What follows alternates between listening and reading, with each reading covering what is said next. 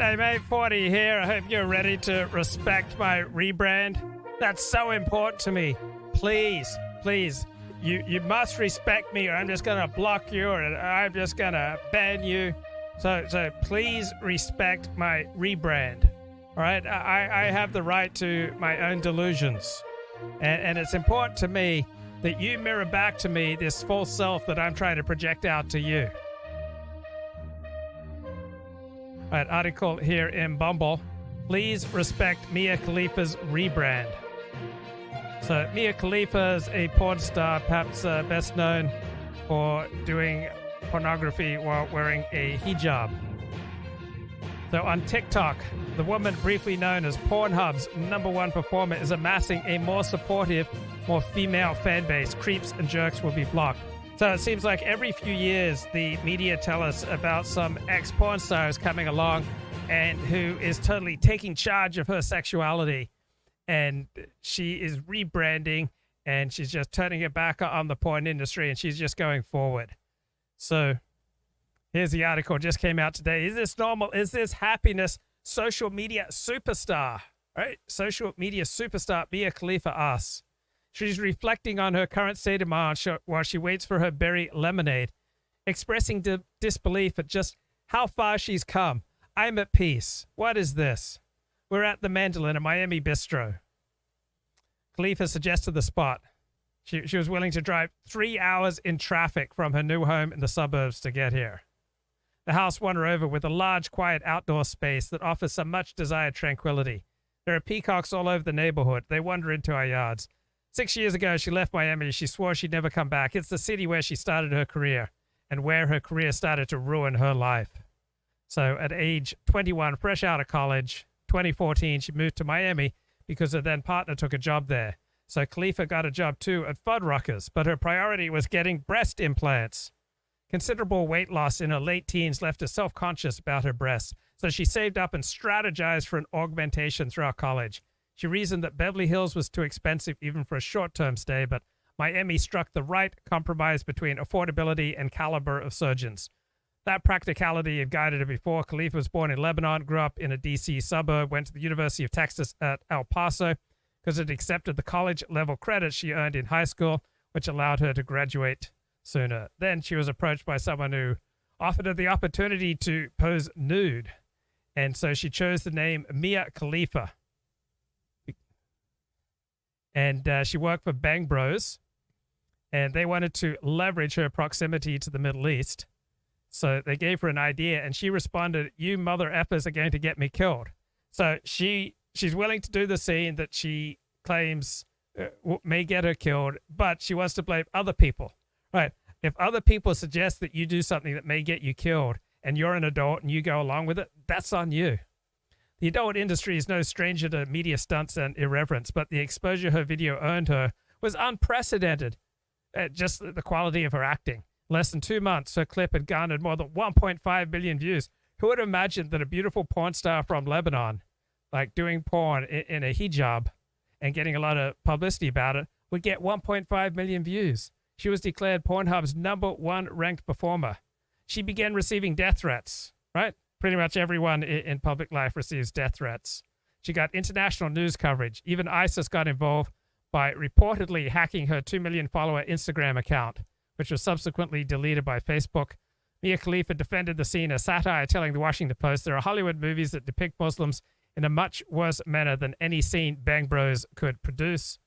Then she quit porn. She tried to take conventional jobs like bookkeeper and paralegal. Though she cut and dyed her long, dark hair, co-workers and clients alike made it clear that they'd seen her on their screens. She says their behavior was so disruptive that one employer stopped letting customers into the office. She complains, "I was made to feel ashamed about getting recognized in public when I was with someone who wasn't in the public eye." Today, her circumstances are different. She's just totally turned it around, folks. Khalifa, now 29, she's just doing great. Her new Instagram account has 28 million followers. I wonder how many of these are real. But this is outpaced by her following on TikTok, which at more than 32 million puts her in the top 50 of the app's most popular creators. She alone controls her social media, and she conceives the safe for work but spicy $12 per month OnlyFans account, right? Lots of lewd photos, but please respect her rebrand. She co-hosts a daily sports talk show. She designs a line of bikinis, and she recently signed a partnership with Playboy. But her personal success matters more to her than professional. I'm with someone I actually love. I'm more confident now. I have a personality. I was just so young and dumb and lost when I first lived here in Miami. Well, it can happen to the best of us. They are women who wanted to make it big in Hollywood, and they did. They are among the most popular new stars in porn. Well, now they talk about their fame, fortunes, and their very different hopes for the future in our Entertainment Tonight cover story. Devon found her way here from Allentown, Pennsylvania. I was a little nervous, a little scared. I didn't know what to expect. Shyla came from Chicago. Never thought I would be here, but I have to say I wouldn't trade it for the world. Coral was a country girl from Alabama. What if my friends find out? What if my family finds out? Today, these three women are among the hottest stars in adult video. I completely acknowledge the fact that what I do is not so normal. Why do women perform sex on film? Money. Luke Ford is the author of A History of X, a new book on the industry. He says top actresses can make over $100,000 a year and lots more touring strip clubs. There are probably 2 or 3 girls who are making $500,000 a year. There are probably a dozen porn stars who are clearing over $200,000 a year. I can't believe that I could have such a great income and have so much fun. But all that fun and money comes with a price. Despite precautions, there is the threat of AIDS. It only takes one time. It's a scary issue. Family and friends may... Yeah, that's kind of funny that that's supposedly the scariest thing, that they might get AIDS. I mean, what about social AIDS? What about AIDS of the soul? What about all the other complications that come from doing porn? May not be so enthusiastic about your job. Some of them were cool, and then some of them sort of didn't want to hang out with me, didn't want to be my friend so much anymore. But I guess I could expect that. There's so many people that can't possibly imagine that this is okay. It's a very tough business. It really grinds people down. It really is a job, it's work. Shyla, who's in college studying criminal justice, plans to quit in a year or two. My goal is to, eventually be the best criminal attorney out there, but besides that, I'd like to be a judge someday. Come on, Jake. Good. So, do you think she became an attorney, a criminal attorney, or a judge, or D, none of the above? Girl. Coral wants to be a singer and settle in the mountains of Tennessee. Every other thing I'm doing is working for one thing and one thing only. Find my way out of LA. So, do you think she became a singer? They may go, but new ones are certain to replace them, bringing with them big dreams. Right now, I just want to be the biggest porn actress. I want to be the biggest star. Perfect. Luke Ford's book, A History of X, 100 Years of Sex in Film, will be in stores in March. And tomorrow on ET, Leonardo DiCaprio is... Okay. So let's go back to this Mia Khalifa article here on bustle.com. So Mia is restarting her career, guys, transitioning away from the demographic that had controlled her trajectory for so long, straight men. No, Mia Khalifa always controlled her trajectory. I'm growing as a woman. I hope you're growing as a man today. And I want to grow with other women. Are you growing with other men? The list of porn performers who've crossed over into mainstream fame is short. Yes, but every time it happens just a little bit, we get all these news stories about it. It's Ginger Lynn, it's Jenna Jameson, it's Tracy Lords crossing over. Number of female porn performers who pivoted to girl influencers can be counted on one hand. Wow, Mia Khalifa is a girl influencer. All of this was very accidental, she says humbly. I feel like I failed upwards. Khalifa's modesty belies her resiliency and the courage it took to show more of herself. So she's been forthcoming in podcasts and on social media about feeling exploited as an insecure young woman at work and in relationships. Right, so she's been very happy to broadcast about how other people have taken advantage of her, how other people have used her, how other people have exploited her. not a lot of introspection about how she used and exploited herself, right? She was an adult when she made these terrible decisions, but you're not going to get a lot of introspection from her about that. But you will get lots of talk about how other people took advantage of her. Few people can relate to telling the BBC their porn industry origin story. Yes, and it was all about how other people took advantage of her. Great news, Mia Khalifa now posts about everything from eating disorders. She's a girl influencer. Okay, so please respect Mia Khalifa's Rebrand, guys. And she talks about dissociative trauma, and she's found millions who empathize when she does. Authenticity is the main currency of social media, and Khalifa is more candid than some in real life friends will be. She's opened a new Instagram account. She's become active on YouTube and Twitch. She's remade her public persona as a jocular sports fan, talking to professional athletes on Twitter. So when she was working in the sports realm, her target demographic was young men. And that exposed her to yet another generous helping of what she calls toxic male energy. So what role did she play in creating this toxic male energy? Every appearance brought on a new wave of commentary from sports fans who wouldn't let her live down her past. Okay, so she's selling lewd photos of herself up to the present. Like, she's marketing her sexuality, and she's shocked when people respond to what she's putting out into the world.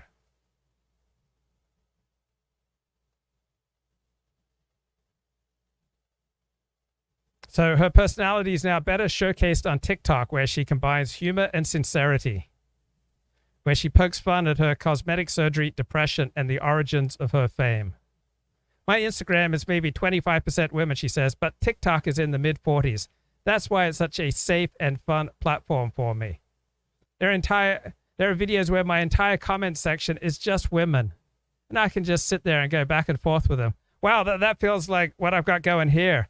You know, there are times when my entire platform is just blokes, all right? And I feel like I can just go back and forth with the blokes. And it was the women of TikTok, guys, who inspired Mia Khalifa to start an OnlyFans account in September 2020. I mean, what a triumph for feminism. I had written it off for so long because I was insecure, right? She found that OnlyFans helped her to understand the difference between ethical and unethical porn. She shakes her head as she rebukes OnlyFans' willingness to abandon its core creators when it announced a short-lived intention to ban sexually explicit content. She remains disgusted by the company's complete disregard for the sex workers who built their platform. I mean, how callous of these, OnlyFans businessmen that they were willing to turn their backs on those hardworking, suckers and screwers, willing to go all hardcore, and OnlyFans, right? The businessmen behind OnlyFans, they owned the prostitutes and porn stars who performed explicit sex on their platform. They owed them, all right? Can you believe that OnlyFans was willing to treat with complete disrespect the sex workers who built their platform? I mean, you're probably as upset as I am. Look, Sunny Leone became a mainstream after a major porn career. She moved to India. Yeah, I remember Sunny Leone. No one in India questions her and her switch from porn to mainstream Bollywood, even though it's a very conservative culture compared to the West. So any good links to Sunny Leone? Yes, I remember her, interviewed her. Look, you are so good looking. Yeah, Roller Girl takes her revenge. But with these wrinkles comes great wisdom. So great news is that Mia Khalifa travels around Airbnbs to help others produce content for their respective OnlyFans. And this ability to shoot and distribute their own lewd, nude, and explicit images, it's been profound. It's the difference between moral and immoral pornography. They are now free, guys, from the pressure of sleazy photographers. And that anxiety of knowing that somewhere on a hard drive or all the awkward, possibly revealing in-between pose shots. Oh, don't you just hate that? But most important is how much fun they have. So Mia Khalifa posts on OnlyFans, just titillating without being explicit. It's lewd but not nude. And she'll block anyone if they say one thing that's annoying. Oh, you go, girl. You take back your power. And she'll block you. Anyone who even mounts the slightest complaint, she'll just block you. I mean, are you not excited about women taking back their powers? She replies to her DMs herself because third-party companies she tried out, they're unable to replicate her take-no-shit style. Instead, they lapsed into flirtatious pandering. But she's not pandering to men. She's not pandering to straight men anymore. Her attitude is she doesn't need to make nice with a customer. You should read the fine print. It says, no nudity. Respect the brand. Come on, guys. You got to respect the rebrand here. The ability to enforce these boundaries is still new for Mia Khalifa, who's faced enough harassment to last multiple lifetimes. Now it's girls who come up to me to tell me they love my TikToks. My anxiety was very bad. My depression and anxiety were a very bad combination. That's why I'm thankful for TikTok. It gave me a bridge to that female audience I never had a connection to. I didn't like myself. I was making choices and doing things that didn't really reflect who I was.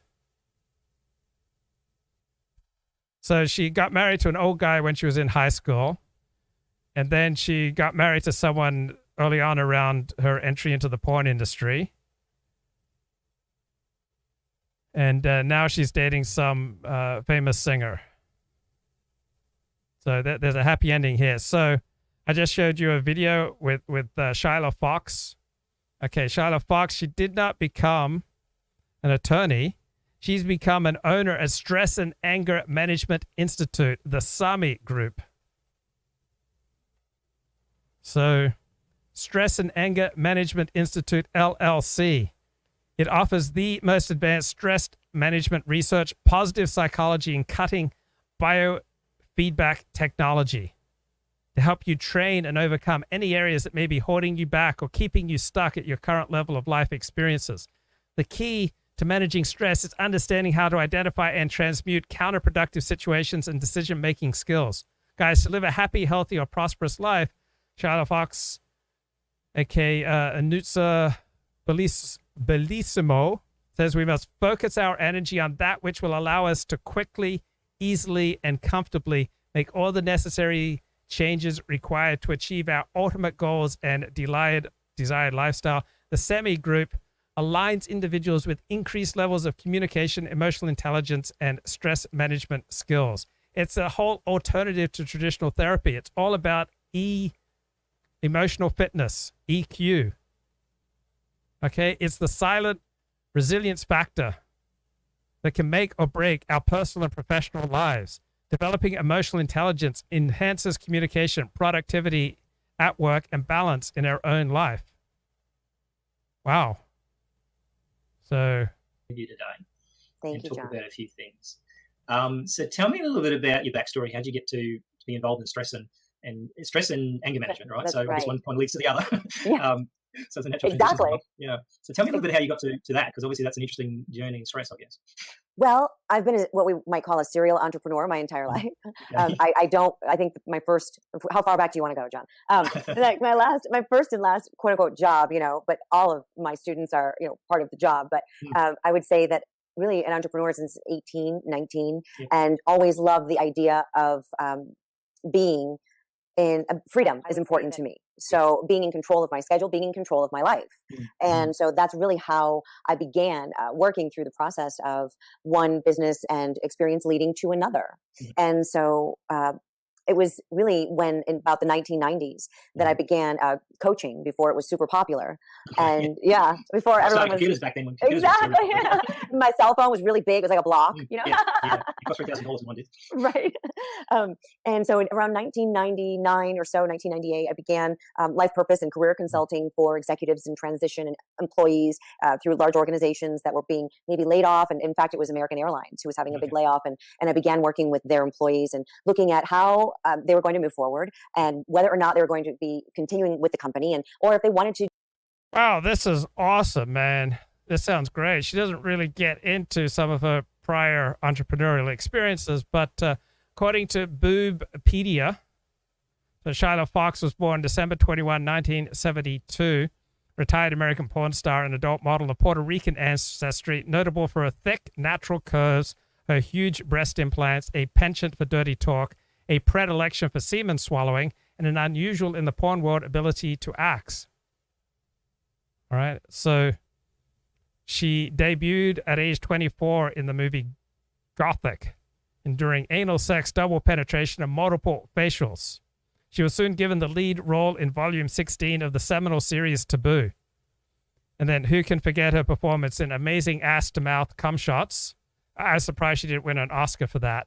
And she was featured on Entertainment Tonight, focusing on girls in porn trying to go mainstream.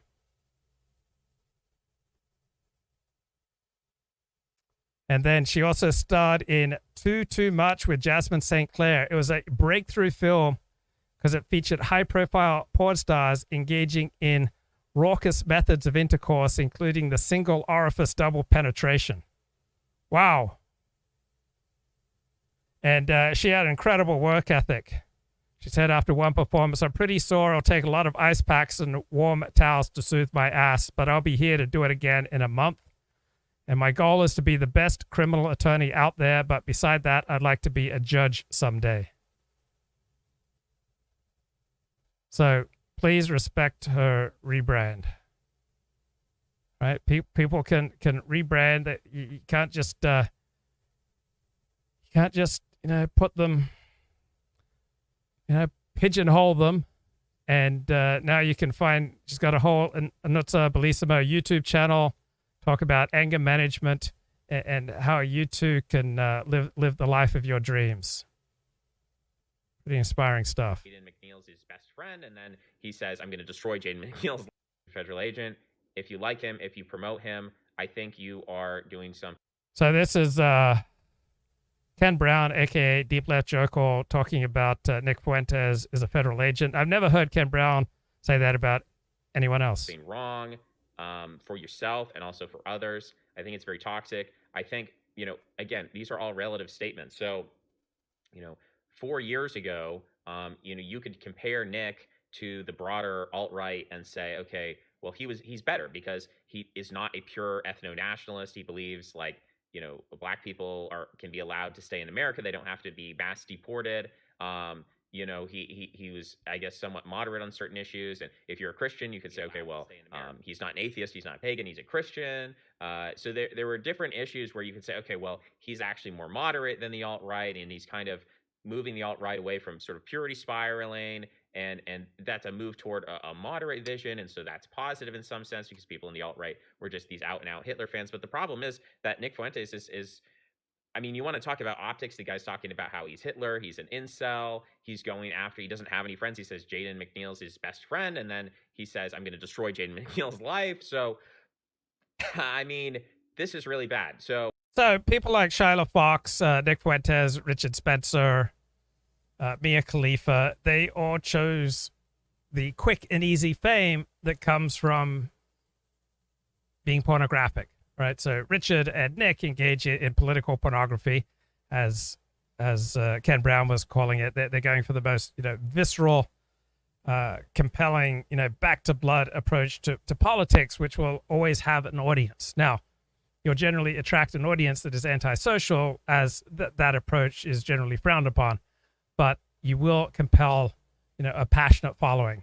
And so another easy way to quickly get attention if you're a beautiful young female is to get naked and have sex. So when you appeal to the most visceral impulses, you get an intense reaction, but you may not like a lot of that reaction. And so then people like Nick and Richard and Shyla and Mia, they all want to rebrand themselves.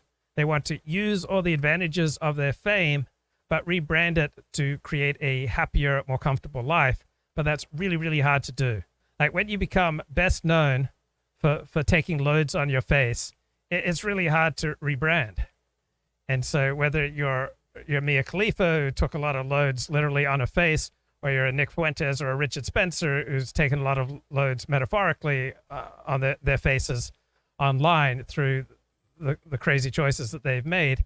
It's kind of hard to rebrand and stand on your dignity, stand on your respectability, right?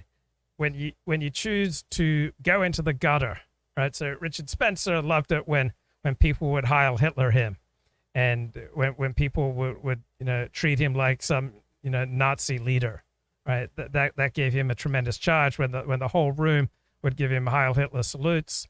Nick Fuentes can't stop comparing himself to Hitler and Joseph Stalin, right? They get this primal charge out of appealing to that perhaps visceral, primitive part of antisocial people. And so they loved that attention and that energy that they derived, but they don't like the negative consequences from these choices. And so they're very intent on rebranding into something more socially respectable, but they want to take all the energy and enthusiasm and following and money and fame that they gained by swimming in the sewer and try to make it respectable. I don't know. I mean, I guess I could get into these other points a little bit more. Maybe you're not convinced that someone who promotes a Fed op like January 6th and then continues to promote it and continues to promote it, maybe that's not enough evidence for you. I mean, I'll say this about AFPAC. Just to be brutal and clear, Richard put on conferences, NPI, for years, and, did they ever reach 1,000 people? I'm not sure. I don't know them.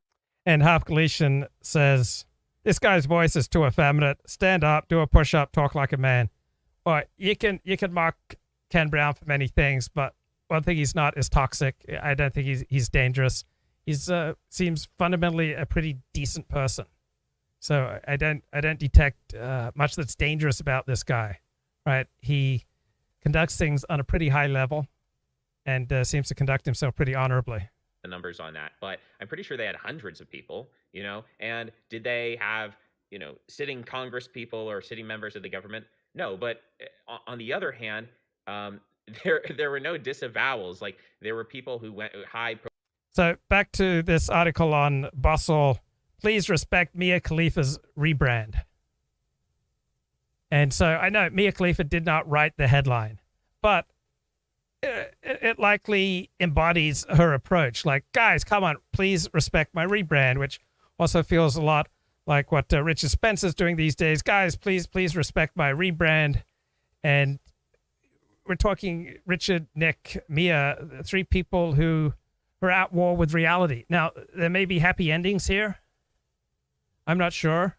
I'd be much more confident of a happy ending when there's a lot less emphasis on trying to get other people to respect you, right? It's really hard to get force other people to respect you when you've made money taking loads to the face, literally and metaphorically, right? Normal people don't like to take loads to their face, right? Most people don't like to get face blasted and throat fucked, all right? And most people who've endured the humiliation of a Richard Spencer or Nick Fuentes, they'd have a hard time keeping going. But sometimes you can try to rebrand. Now, important point. I don't know the real Mia Khalifa. I don't know the real Nick Fuentes. I don't know the real Richard Spencer. I'm only reacting to the public self that they put out there. And so I notice with a lot of internet blood sports, it's all about, cutting people down. And I don't know the real person. I'm just reacting to their public persona. Now, one thing I think that Mia Khalifa, Richard Spencer, Nick Fuentes have in common is that it seems like their focus is on changing reality rather than adjusting to reality. They desperately want to push people to respect them and to respect their rebrand. And not nearly as much attention is paid to adjusting to reality. So how does one adjust to reality? Well, think about, how has my selfishness hurt the lives of people around me? So I don't hear much introspection from Mia or from Nick or from Richard about ways that their selfishness has been devastating to people around them. Think about people who've been kind and good to you and who have felt let down by you. Right? That kind of sobering thought brings one right back into reality and lets one let go of being at war with reality. So as you know, I'm a big fan of the 12-step approach. And part of that approach is we're no longer fighting anyone or anything. Right? It's such a relief when I stop trying to get people to respect me. Right? So saying, please respect my boundaries, it's like saying, please respect my rebrand. It's like saying, please tell me about yourself. It sounds very innocuous, but you're giving people orders. All of those are orders. People don't like to be given orders, particularly not from people who've been face blasted for money. Right? You're telling someone to do something. It's not going to work. It's not a winning formula to be at war with reality. Like if you learn to respect yourself, other people will too. The best movie on this is Weatherman, starring Nicolas Cage, about a weatherman in Chicago, and other people just constantly like throwing milkshakes and abusing him. But he took up archery, learned to respect himself, and that affected how other people reacted to him. So asking the world to change, to accommodate you, is not going to work. Now, all these people, Mia, Nick, Richard, they're all smarter than I am. They're all incredibly talented.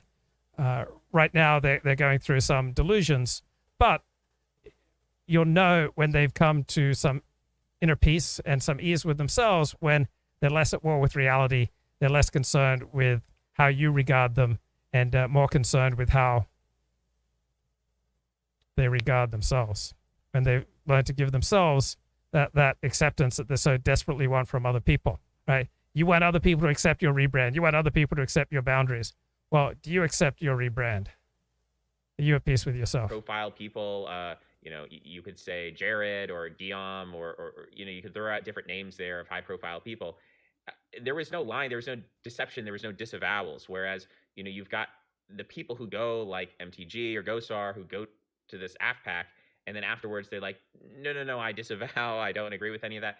And the content of what's being said, I mean, it's understandable why they would back away, because it's billed as this America first conservative thing, and then what you end up is getting Putin first, Russia first. Putin is Hitler, but that's cool. That is the kind of rhetoric and that's not how it's billed. And so there is a kind of a bait and switch that's going on.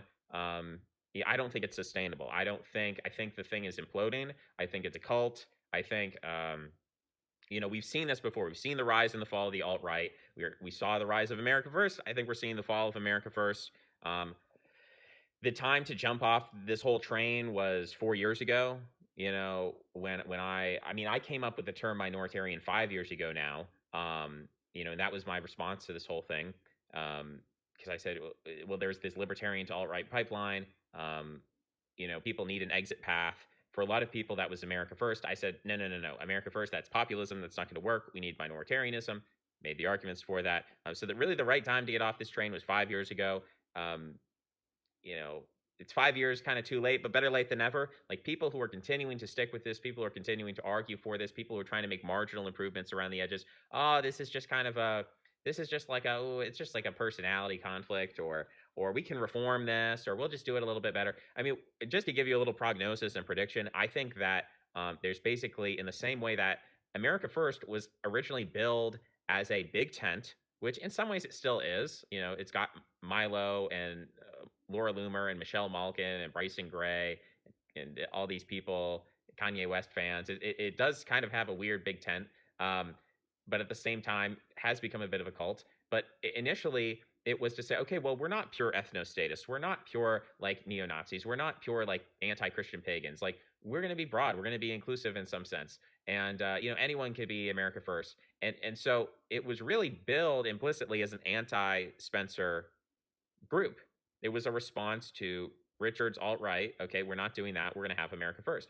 And I think what we're going to see happen in 2023 is a coalescing of an anti-Nick post-America First thing. I don't know if it's still... Okay, so there's a terrific documentary on Amazon about the rise of the warrior apes, and you see the status hierarchy constantly changing. So there's this conventional wisdom from many spiritual people that you should not compare yourself to others. And that's simply anti-human and anti-reality. We need to compare ourselves to other people for information, for connection, for inspiration, right? We need to connect for a sense of reality, right? There's no alternative but to compare yourself to others.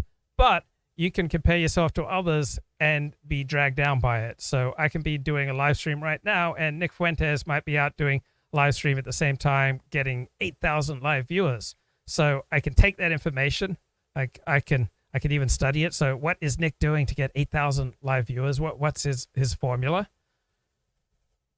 I can use comparison to, say, connect to other live streamers who I respect, and I can, get a sense of reality, like, oh, I'm putting some effort into this stream. Like, why am I putting so much effort for a stream that, say, may only get watched by 100 people, while Nick Fuentes may do a stream that gets watched by 20,000 people? Right, so there's reality. Wow. Thank you so much, Curious Gazelle, for the super chat and for the retweets. And thank you, and for the inspiration and the prompts for discussion topics that you've given to me over the years now. Okay, read out all my comments now. Okay. I'm scrolling. Okay, let's go to the beginning here.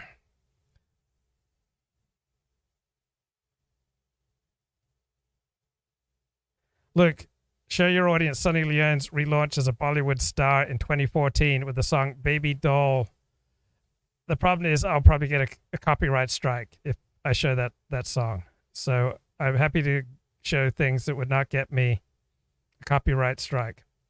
Okay, so Sunny Leone also does stand-up comedy for Amazon Prime India, now on 69. I cannot believe Indians have accepted this woman and respect her.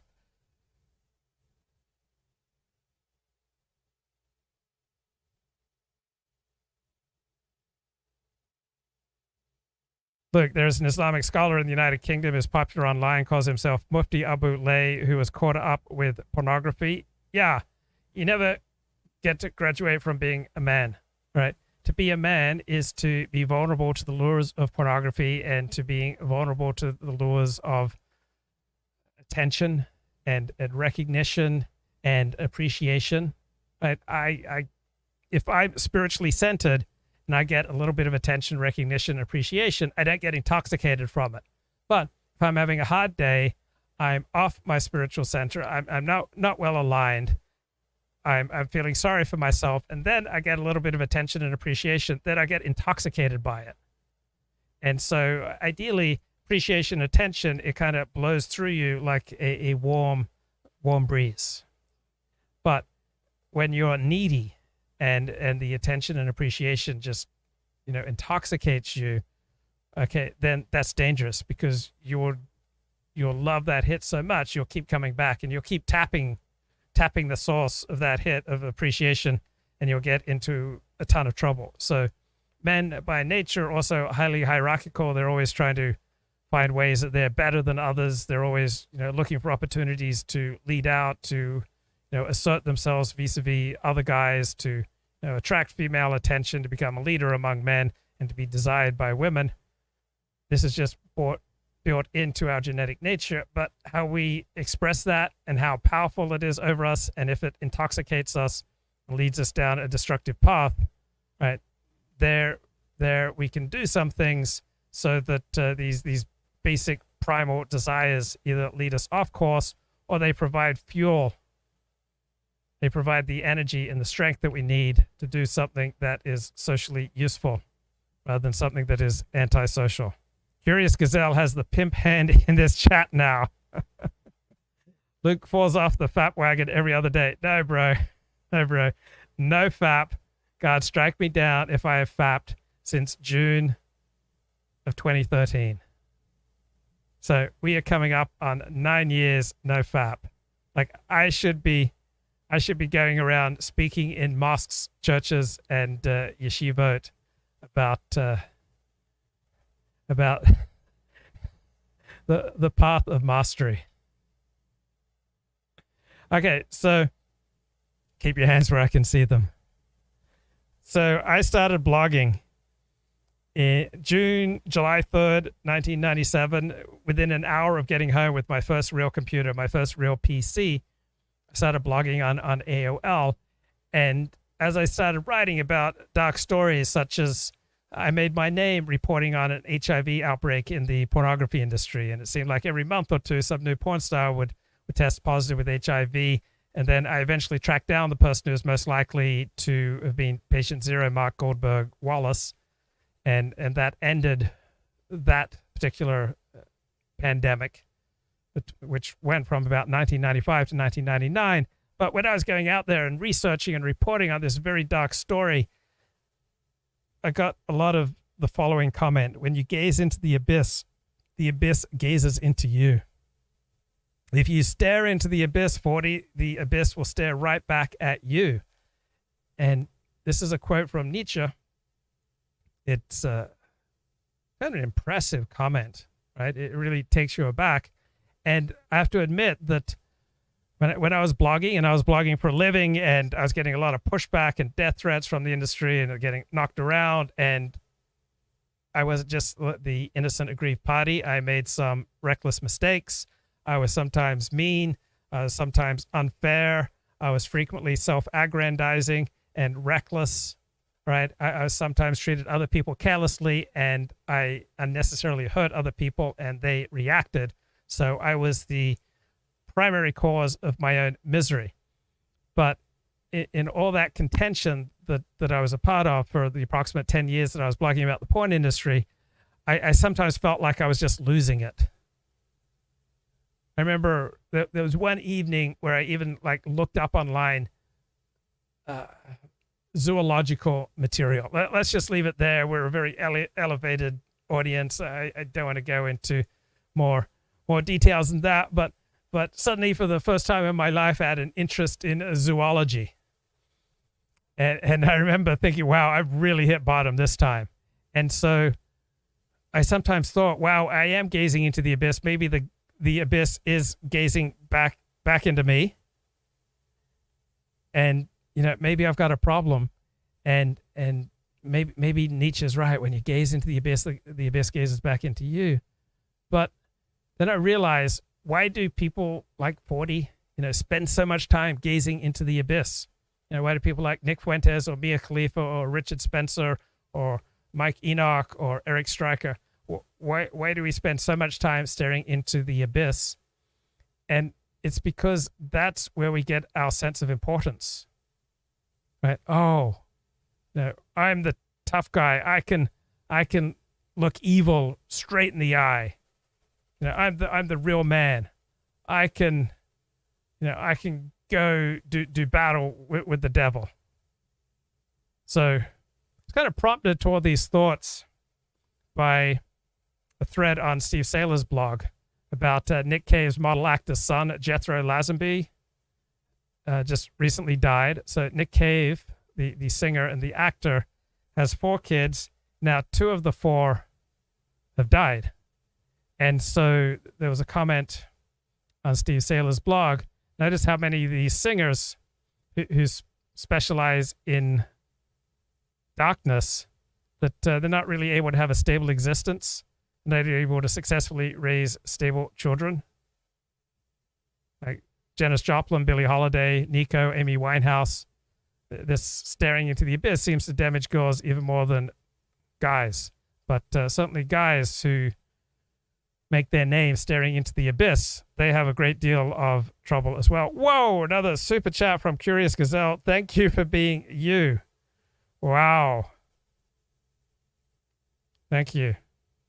That line about the abyss was made famous in the movie Wall Street. Actor Hal Holbrook says it to Charlie Sheen.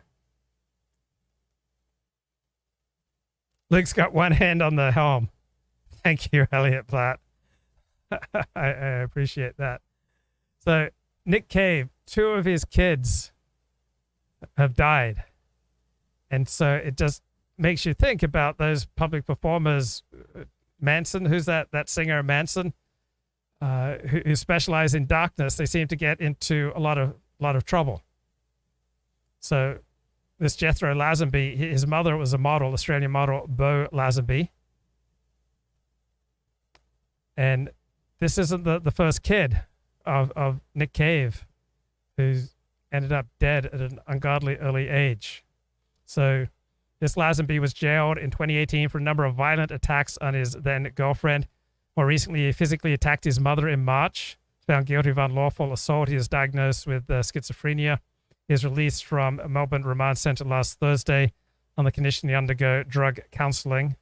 Ordered to stay away from his mother for 2 years. 2015, Nick Cave's son Arthur died at age 15 after falling up a 60-foot cliff.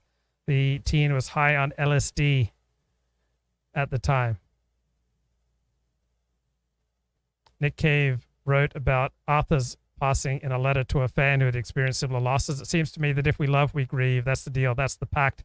Grief and love are forever intertwined. Grief is a terrible reminder of the depths of our love. Like love, grief is non-negotiable. So I have thought a lot about this idea that when you stare into the abyss stares into you.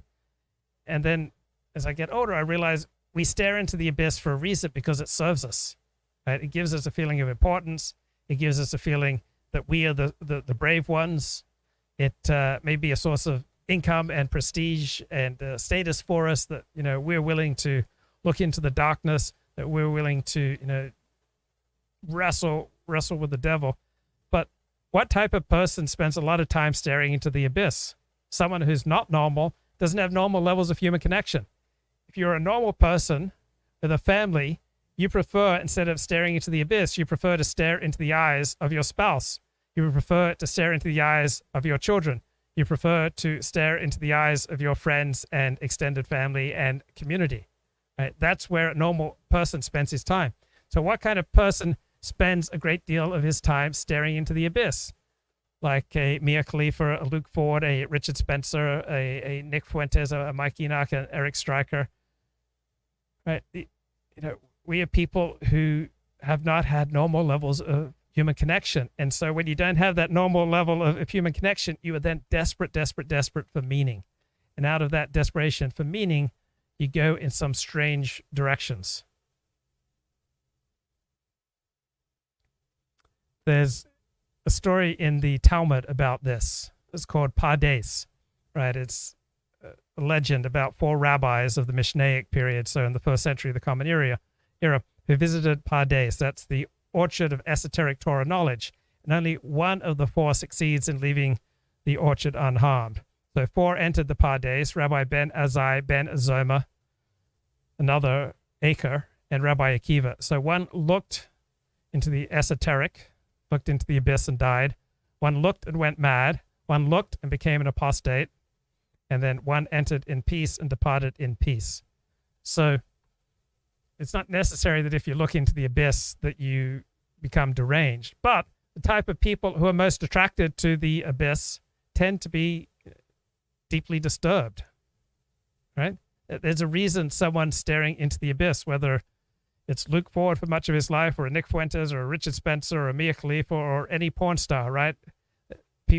Some people who are not normal, who don't have normal levels of human connection, they are attracted to the abyss. The abyss is serving them because it is a reflection of the darkness they find inside of them. So it's not so much staring into the abyss and the abyss then stares into you. No, there's an abyss inside of you that then leads you to go looking for the abyss.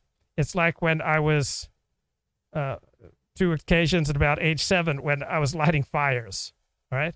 I was trying to take what was going on inside of me and transfer it to the outside world. I wanted the outside world to be as burned up and desolate and dangerous as I felt inside.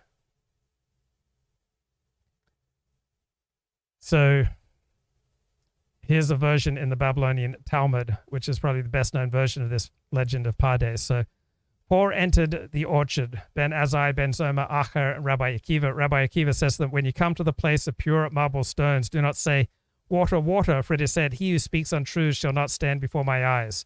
Ben Azai gazed and died. Regarding him, the verse states, precious in the eyes of God is the death of his pious ones. Ben Zoma gazed and was harmed, meaning went mad. Regarding him, the verse states, did you find honey? Eat only as much as you need, lest you be overfilled and vomit it. Then Acher cut down the plantings, became an apostate. Rabbi Akiva entered in peace and left in peace. So yes, if you come in peace to read, Mein Kampf or the Turner Diaries or, some other dangerous thought, you're going to read the book in peace and you're going to leave in peace.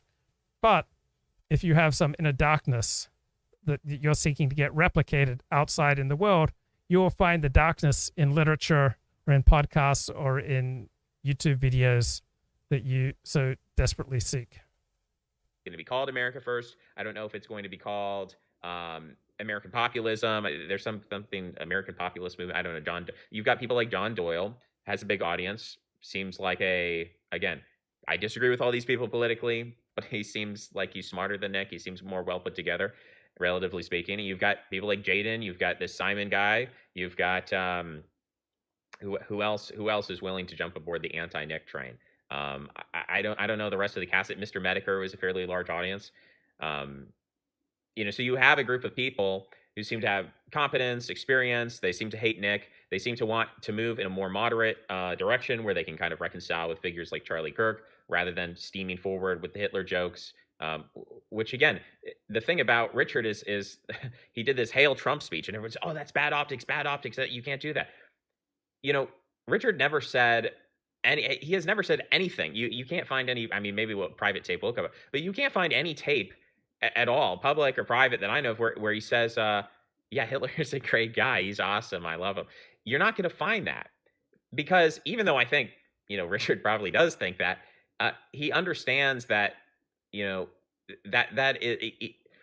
don't know how to communicate this exactly, but instead of just coming out and saying that, the implication is enough, right? The implication is enough. You don't need to come out and say that, because if you come out and say that, really, you're not gaining any support. You're not gaining any energy or like no one's coming to you there. No one is like, oh, well, I would have supported you, but you didn't explicitly say you're a neo-Nazi. No one is really saying that. So keeping it implicit as a political strategy, Machiavellian, right?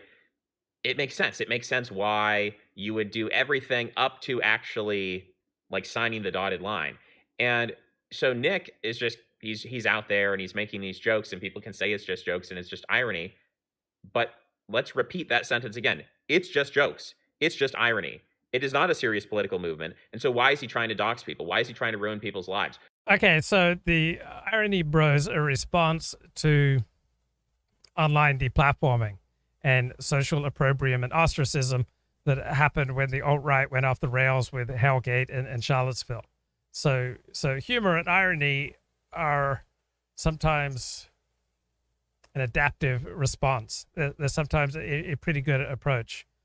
Now, other times it becomes maladaptive. There's no one approach, whether it's being unironic or ironic. There's no one approach that always works. Having a look at the chat. Luke, can you play Richard Spencer debating Mark Collette on the distant right? Yeah, I played that a day or two ago.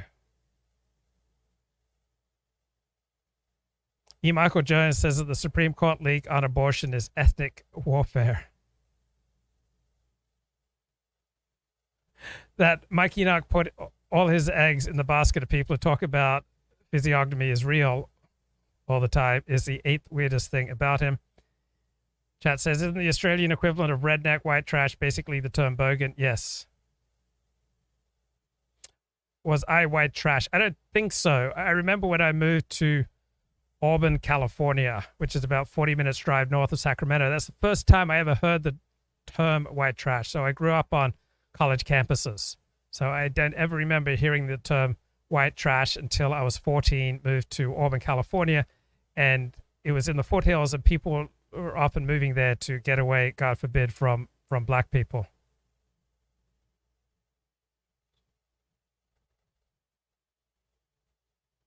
Okay, let's get a little bit of Tucker Carlson here. Good evening and welcome to Tucker Carlson Tonight. So if you're the White House press secretary, and thank God you're not, but if you were, you would have two tasks every day. You got to learn the president's views on what's happening in the world so you can repeat them. And then you've got to try to remember the names of those weird-looking people sitting in the folding chairs in the briefing room. So it's not an easy job, but it's not a very rewarding one either. You're not making policy, you're not making decisions, you're repeating the party line. Under normal circumstances, it takes a lot more creativity to say, sell lipstick for L'Oreal than it does to be White House press secretary. They're all worn out by the end. Except under Joe Biden. It's a totally different job under Joe Biden. The rules have changed. If you're Joe Biden's press secretary, you've got to be able to think on the fly because your boss can't. So every time Biden goes outside, you're going to be called upon to translate what he said or explain what he really meant assuming for the sake of argument that he really meant anything at all. I know you're frustrated, Biden said today, for example. I can taste it. What does frustration taste like? An earthy, slightly unctuous blend of bacon notes, mango, and raspberry with an undertone of saddle leather? Maybe. Joe Biden didn't say. The White House press secretary would know. That's her job. Or to name another example, which United States senators represent the state of Florida and which represent the state of Wisconsin, which is not near Florida? Well, the press secretary would have to know that too in case Biden screws it up, as of course he just did today, etc. So it's not an easy gig, and it's a particularly tough job when the topics are serious, like nuclear war. A few weeks ago, Joe Biden pledged to overthrow the government of Russia, which is fully capable of waging nuclear war, possessing, as it does, at least 6,000 nuclear warheads. That's not a small thing, starting a global... Okay, so Tucker Carlson is another form of political pornography, right? He's another form of hate porn, and a little bit of hate porn can add spice and excitement and color to your life. It can, get the blood flowing. It can provide passion for the troops. It can, perhaps energize your side, right? So a little bit of hate porn can have a healthy role to play in many people's lives. Other people are better off with zero hate porn in their life. And too much hate porn, however, will derange you. So any group identity quickly takes on characteristics of a cult. We have to be both in a group and then stand outside the group and understand how what we're saying and doing and behaving, how that then looks to outsiders so that we can have some perspective. So it's very appealing to hear about how our in-group is being persecuted, how we're being screwed over, and how we need to unite against the people who are just, those elites are just putting their foot on our neck. And that certainly feels good, and it's certainly the path to being a successful pundit. It's also hate porn, and that more than a little bit is bad for you. And some people can't handle any. So what type of person can't really benefit from any level of hate porn? Those who are already disconnected, right? If you have a desperate need for meaning in your life, the smallest amount of hate porn may well become intoxicating. And the problem's not with the hate porn itself.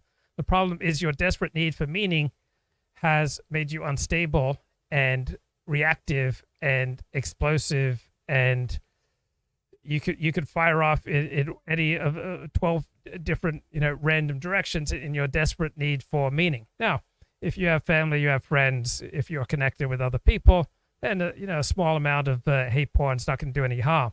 Like a small amount of in-group identity with a grievance against out-groups who are enemies of your in-group, a small to moderate amount of that provides you with stronger, clearer identity, provides you with more clarity in life. It connects you more to members of your in-group. So some of that burn against out-groups can serve you. But once that burn becomes too hot, once your out-group antipathy becomes too intense, then what was adaptive becomes maladaptive. So come on, guys, you gotta have your hate porn just in judicious quantity. So that's why I'm only giving you a couple of minutes, because I know some of you can't handle more than 2 minutes of uncensored, explicit hate porn, right? You may just have to limit your consumption of the hate porn to weekends, right? We need to understand that for everything there is a season and a time under heaven. So what does this quote mean? When you gaze into the abyss also gazes into you. I just felt like Googling that, and luckily there's Quora, Quora. And the top response is, the answer is in the first part of Nietzsche's original quote, whoever fights monsters should see to it that in the process he does not become a monster. And if you gaze long enough into an abyss, the abyss will then gaze back into you. So fighting evil has a tendency to turn us evil.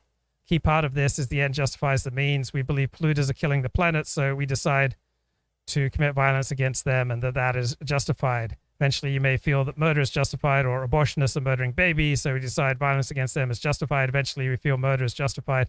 So if we stare into the abyss of pollution or abortion or whatever we hate, because we see it as evil, and maybe it really is evil, and eventually the abyss stands back, hypnotizing us, becoming just as evil as what we hate, or more so. Now, this is only true if you're unstable, right? normal people don't hang out staring at the abyss.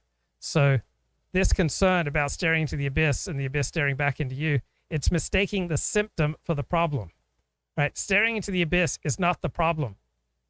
Spending a long time staring into the abyss is a symptom that you have an abyss inside of you, right? It's a symptom that you are not at ease with yourself, with the universe, with other people, that you are not functioning in a productive, harmonious way with other members of your community.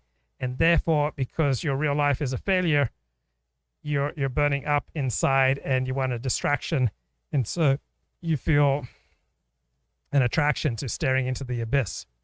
So there's a classic example in literature, Captain Ahab of Moby Dick. He stares into the abyss of his anger at a whale who has chomped off his leg. Of course, the whale isn't really evil because Ahab was hunting that whale and the whale was just fighting for his life. So one of the advantages of 12-step programs that I've experienced is the idea that we're no longer fighting anyone or anything. Like, people would wonder, like, who are you so mad at, Luke? Because I kind of went through life with this big chip on my shoulders. Like, I was all ready to go into war, ready to go into war on my blog, just always looking for a feud, to stoke the feud, to always, hammer and tongs. Right? That was my approach. And other people say, hey, I'm just trying to make a living, 40. I'm just trying to enjoy my life. And you're always trying to stir things up. So Ahab stared into the abyss of his hatred for the whale and his desire for revenge. The abyss stared back at him, hypnotizing him into irrational rage, and he destroyed his own life, the life of all but one of his shipmates and his ship, leaving only a coffin that the lone survivor used as a life raft. Then another example in fiction is Daenerys Targaryen of the Game of Thrones. So based on the TV series, Daenerys starts out on a mission to stamp out slavery, make life better for the poor, which is wonderful, right? But she stared into the abyss of righting wrongs. The abyss stared back, hypnotizing her into becoming an evil tyrant herself, till finally an agent of good who loved her reluctantly made the world a better place by killing her. All right, just a little bit more of hate porn. Not too much, guys. Full conflagration and ending human life on the planet. So it fell to the press secretary to clean it up. We are not advocating for killing the leader of a foreign country or regime change, Jen Psaki explained, despite the fact that Joe Biden had just advocated for regime change in Russia. So it's a lot of power. How did somebody like Jen Psaki, someone so demonstrably talentless, a humorless gender studies major from Greenwich, how did this person get this much authority in our government? Good question. Nowadays, it just comes with the job of press secretary. Just hours ago, Psaki explained that federal law no longer applies to mobs of Biden voters. They get to intimidate all the Supreme Court justices they want as long as they're on the right side of abortion. And we're quoting now. We certainly continue to encourage protests outside. This is crazy that the Biden administration supporting protests outside the homes of Supreme Court justices. Judges' homes, she said, and in so saying, reversed hundreds of years of policy and tradition and took yet another blow against civilization and decency. She could do that because she's the press secretary. She's Jen Psaki, or was. Next week, she's headed to MSNBC for a new life as a cable news contributor. Wish her luck, of course. Good luck, Jen Psaki. But in the meantime, you've got to wonder who's going to replace her. Who could replace her? Is anyone qualified? Is there another person in this country as shallow, nasty, and partisan as Jen Psaki is? Well, there is. Her name is Karine Jean-Pierre. Listen to Jen Psaki describe Karine Jean-Pierre. First, as you all know, she will be the first Black woman, the first out LGBTQ plus person to serve in this role. The first Black woman and out gay person to speak for the president. Becoming the first Black woman and LGBTQ person. The first Black woman, first openly gay person. The first Black woman, the first openly gay person. The first Black person, first openly gay person. Becoming the first Black person and first openly LGBTQ person to serve as White House press secretary. Well, you heard it from Jen Psaki. She's going to be the first, quote, out LGBTQ plus person to be White House press secretary. And thank God. But before you light a candle and begin tonight's celebrations, a quick question. What does LGBTQ plus mean? Hey, Jen Psaki, let us know if you have a minute. Explain every letter in that acronym and specifically what it signifies. We'll wait. Don't hold your breath. She's not going to do it because, like everybody else who uses that phrase, Jen Psaki literally has no idea, no clue at all what it means. It's one of those terms you're not supposed to define. Okay, that's all the hate porn you get for now. Let's talk about something serious. If Jews are going to patronize prostitutes, is it better that they patronize Jewish prostitutes? Let's get a little Mark Shapiro here.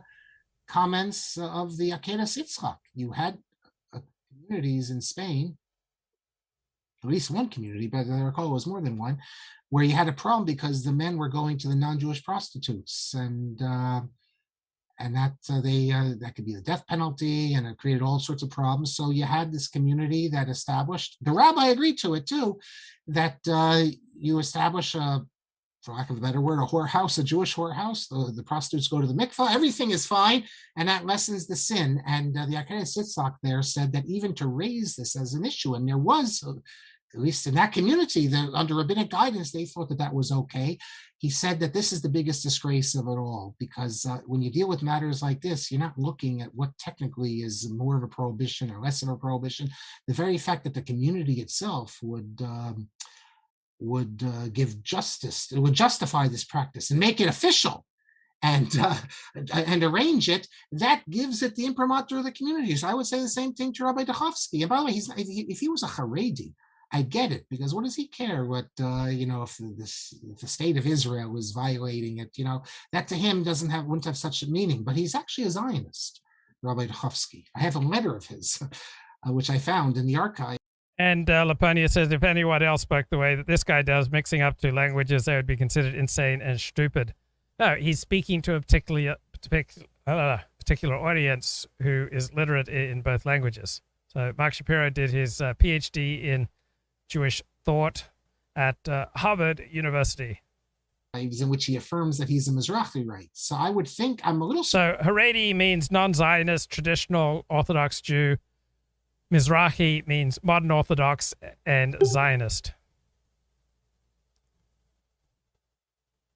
Man, Google's trying to kick me out of the call. Bloody hell, guys.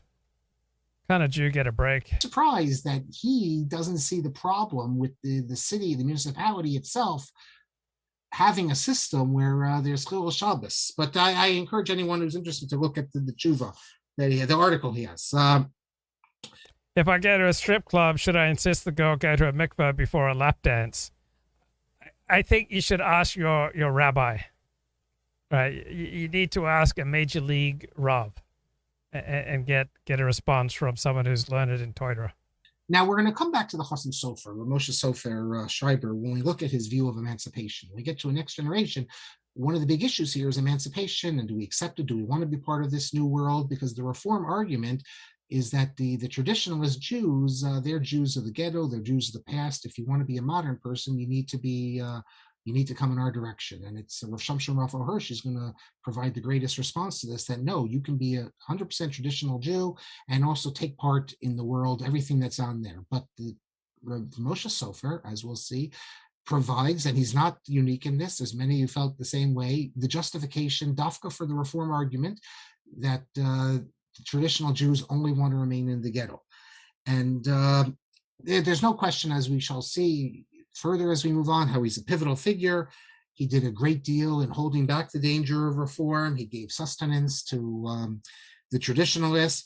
But his approach, by the time you get to the mid-19th century, his approach is not going to be helpful in pushing back the tide of reform, because the traditional Jews are not going to want to live in the ghetto. We're going to see what the Chasam Sofer actually says. And as the 19th century goes on, you need a new approach.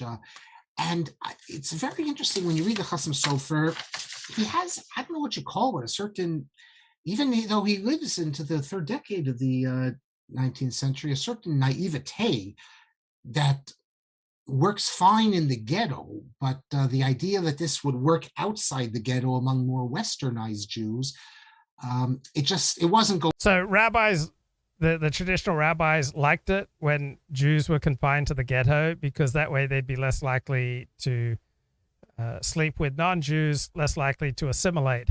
and also the rabbis would have more power. So Jews did not have much influence on wider society. They did not make many contributions to science, the social sciences, to the humanities, to Gentile culture prior to the 19th century. But with emancipation in the 19th century, Jews left the ghetto.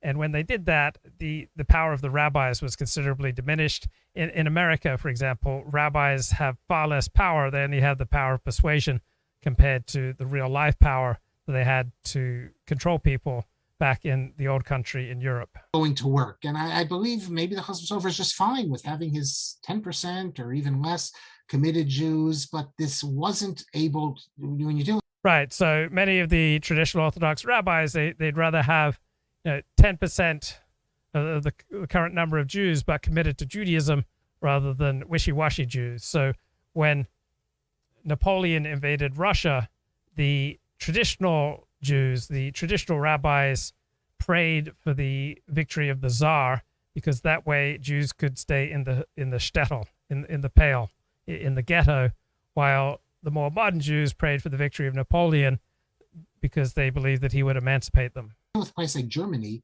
where everyone is now speaking German and wants to be a professional, and the approach of the Chasam Sofer just wouldn't work. And even the Chasam Sofer, in many ways, he still has the pre-modern mentality, even though he's living well into the 19th century. So, for example, just to give you some examples, which shows the things that would never been able to have been said by Rav Shamshon Raphael Hirsch and Israel Hildesheim. So Shimshon Raphael Hirsch and Israel Hildesheim, they developed modern Orthodox Judaism.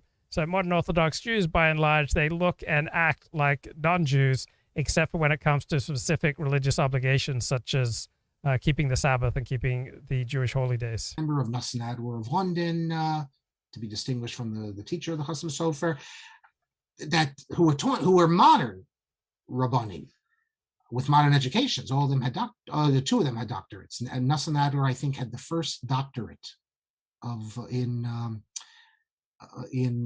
modern times. So Judaism in America has largely been a three-generation phenomenon. The Jews who came from Europe were Orthodox. Their children became conservative. Their children became Reform, and their children assimilated. And it's fairly similar to Seventh-day Adventism. Seventh-day Adventism is also a three-generation phenomenon.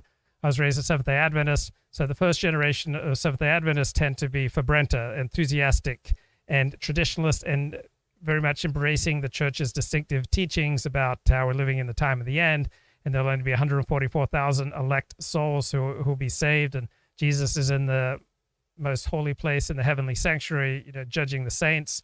And then they send their children to Seventh-day Adventist schools, which tend on average to be better than public schools. Their children then go to secular universities, moderate their Seventh-day Adventism, and then the third generation tends to assimilate.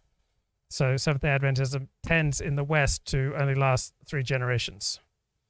So Islam in the West, Orthodox Judaism in the West, Seventh-day Adventism in the West, traditional Christianity in the West. Over the generations, all of these movements tend to become more assimilated, less distinctive, and less religious. Times of German Orthodox types. He received a doctorate from Erlangen University, as I recall. I have material which I got from the archive there. But to show you, just to give you some examples, how the Chasam Sofer really is, he's pre-modern.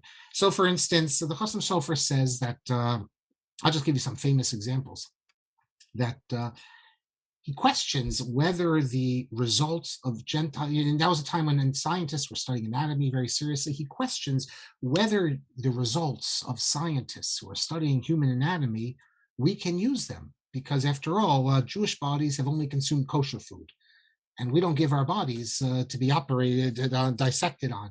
So he questions whether you can use anything the non-Jewish doctors say, because they're not referring to Jewish bodies. He actually, in the early 19th century, he leans towards Ptolemaic astronomy. He acknowledges the issue is complicated, but he does not reject Ptolemaic astronomy. He's not 100% certain, because he knows that there are certain rabbis who also lean to Copernicus. But he leaves it as an open question. He writes that Yiddish as a language was intentionally invented by medieval Jews to keep them away from the non-Jews. So now these type of ideas, they don't really reflect a modern sensibility. I want to give you one more example. I'll end with this, which something which would be well known to all. You know what? I'm already see it's 9:26. I'll get to you next time, and we're going to finish next time with. Okay, that's enough Torah. All right, we had some hate pod. We had some Torah. Ladies and gents, please put your hands together and please welcome to the stage the very funny Sunny Leone!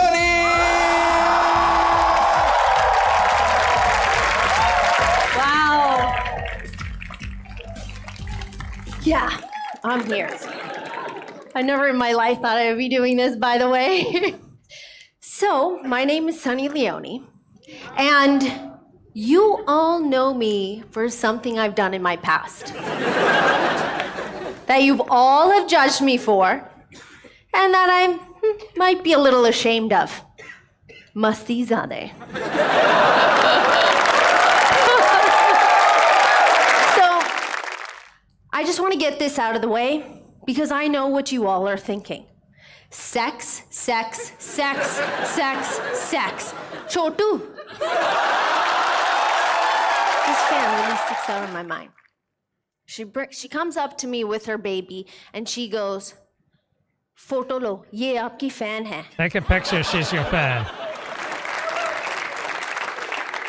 I mean, fan from where? Does she not know who I am? I mean, all I want to do is tell this cute little baby is watch Captain America, not Naughty America. So this one guy comes up to me and he goes, Sunny, what's 68 plus 1? So the headline reads, Sunny Leone talking about 69 will blow your mind. Or this other guy, he's like, Sunny, fairy tales kaise khatam hote hain? Sunny Leone wants happy ending. Wait, what was that? Fairy tales kaise How do khatam fairy hote hain? tales end? Sunny Leone wants happy ending. Can't win. I know, so creative, right?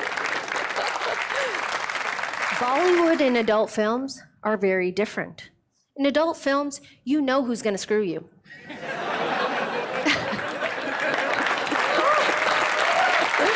And sexuality in Bollywood is, very different. Bollywood is obsessed with water. I mean, they think you just throw some water on an actress and it's sexy. I mean, Bollywood and my Sabzi guy. Vegetable vendor.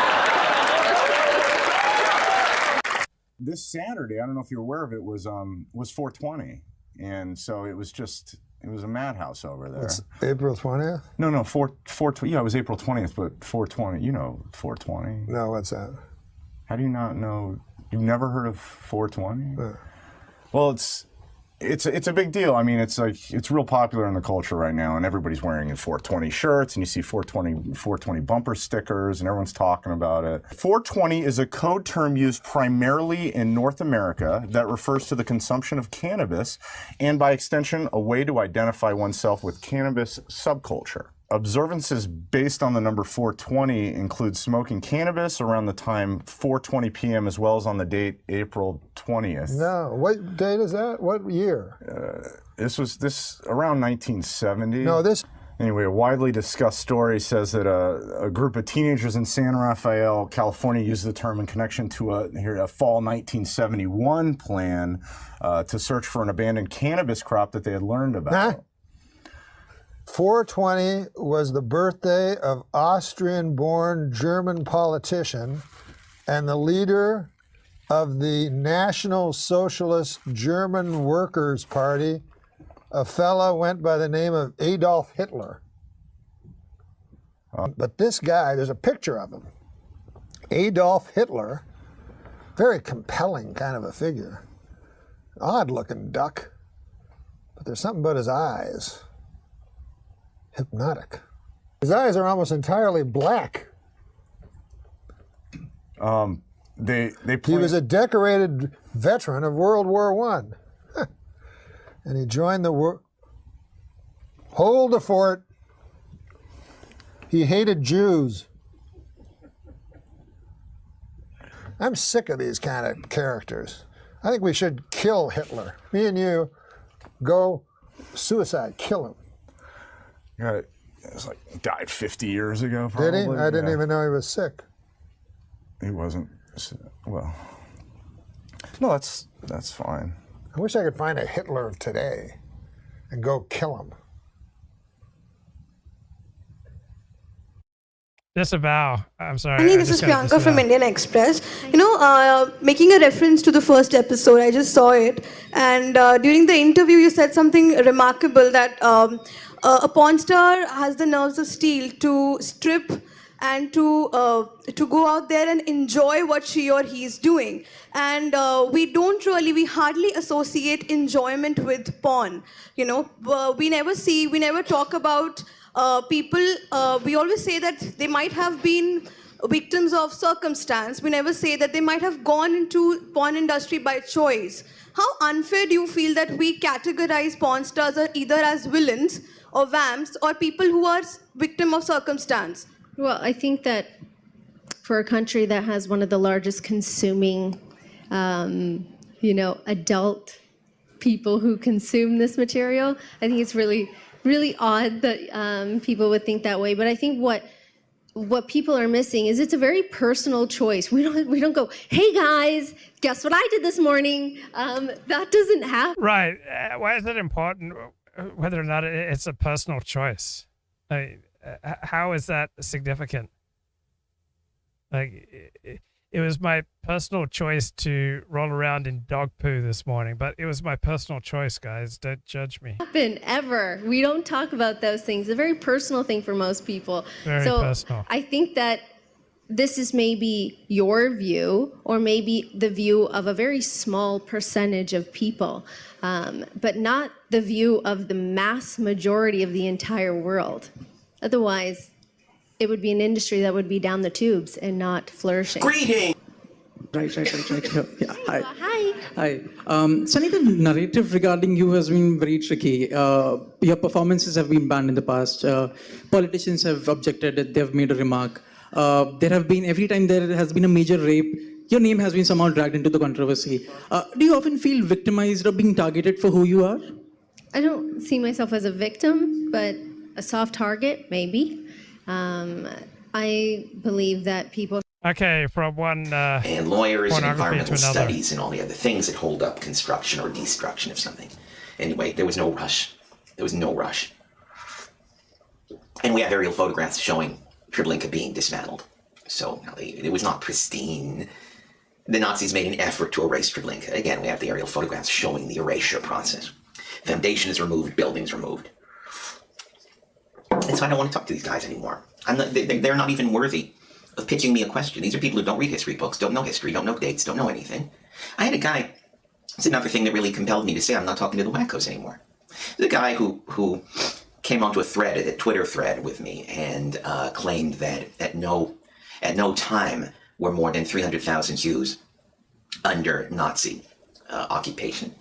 So I always like playing along with these imbeciles because I just want to trap them. So I said, oh really, that's fascinating. What's your proof? And he sends me a page from Jewish population demographic book, and it shows a number of Jews in Europe, number of Jews under Nazi control, roughly 300,000. And he says, aha, see? And I look at the date of this particular demographic study, and it was released in May of 1941. And I said, does this mean anything to you, feller, that you're relying on a study of Nazi territory from May of 1941? No. Is it really? So the date, May 1941, and then what would happen 1 month later, you have no idea? No. See, never read a history book. Has no idea what would happen right after May 1941 that would change the face of Europe. These people, again, they're beneath me. They're just far too beneath me for me to acknowledge them, and so I'm just not going to do that again. Pyramid. Okay, again, a long one. I do try to, you guys who want to pontificate, you want to go on for 300 words. I'm not going to read all of that. Try to be brief. to try to condense, Pyramid is asking, why is Hitler such a bad guy when other equally murderous or even more murderous people, Stalin, Mao, Genghis Khan, he cites, Vlad the Impaler, are not considered as inherently evil? And, I can give the textbook revisionist answer, which is Jews control everything. Jews make their concerns your concerns. And there's some truth to that, of course. It goes beyond that. It goes, first of all, it goes to the fact that 100 million Chinamen can die. What does that really mean to us? And Half Galatian says, David Cole Stein is one of the funniest writers I've ever read. And Josh says, I want to party with this guy. Western Holocausts are just more meaningful. Is this a dwarf? A dwarf I'd like to, God forbid. To the West. But also, a great number of the deaths under Stalin and under Mao were due to famine or people being sent to the gulags and dying there of exposure and other things. Hitler, by doing the whole premeditated murder thing, murder camps thing, he made himself look far more villainous because he gave himself no plausible deniability. He couldn't blame it on famine. Like Mao, you talk to defenders of Mao and they point out, well, most of those deaths, that's famine. That wasn't people being executed, a bullet in the back of the head, and then their families being charged for it. No, that's famine. If a dictator can take that way out and say, you know, a lot of that was famine. A lot of that was just, those damn farmers weren't producing. I tried my best to get them to produce. And then you have to go into a whole debate about collectivism and bad farming policy and Mao trying to rush along. And the chat says that Sonny Leone was really saying that right and wrong should be determined by the plebeian majority. She is a true Democrat. I notice that, when you can argue facts, you argue facts. Like when you can argue with logic, you argue on the basis of logic. And when that doesn't work, maybe you'll argue, what I'm saying is legal. So I noticed many pornographers found moral justification in that. Speaking of Richard Spencer, this is the real Richard Spencer. They said that, hey, our industry is legal, therefore it's moral. Sit here. All right. I talked this guy. Hi, Mr. Nasheed. Hello, Mr. Richard. How are you, sir? How are you doing? Long time no hear. Well, have we ever spoken before? Yes, Richard. We've spoken before. You've been on one of my broadcasts. If this is the real Richard This is the real Spencer, Richard, yes, 100%. Yes, remember, we had a brief debate on one of my live streams a couple of years ago. Oh, okay. What were we talking about then? What were we talking about? You ran off the phone kind of quickly. Oh. So, yeah, I don't know what we were talking about, but it's online. You can find it online. Okay. Now, what's going on with you? They've had you in hiding. Where have you been? Well, I mean, I've kind of went against the Trump 2020 election mainly.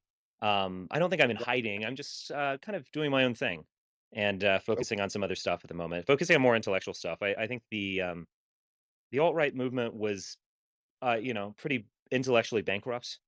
And I just want to be involved in things that are, exciting and challenging to me, and just, tweeting about Trump and stuff just bores me to tears. So I'm just focusing on other stuff. But I think that probably, it definitely is going to mean that I'm not in the spotlight, but that's good in a way. But I've been enjoying the conversation, actually. I just popped in kind of on a whim. It's late over here, but it's a very real conversation. Right. Now, how do you feel about reparations, Richard? I mean, you're the one who really helped start the alt-right movement. I'm like, you could also be solely responsible for the alt-right movement. How do you feel about reparations for foundational Black Americans? I think it's a good idea, and I understand where you're coming from. Mm-hmm. I don't. Yeah, I think a lot of the rhetoric against reparations is, I can agree with it here and there.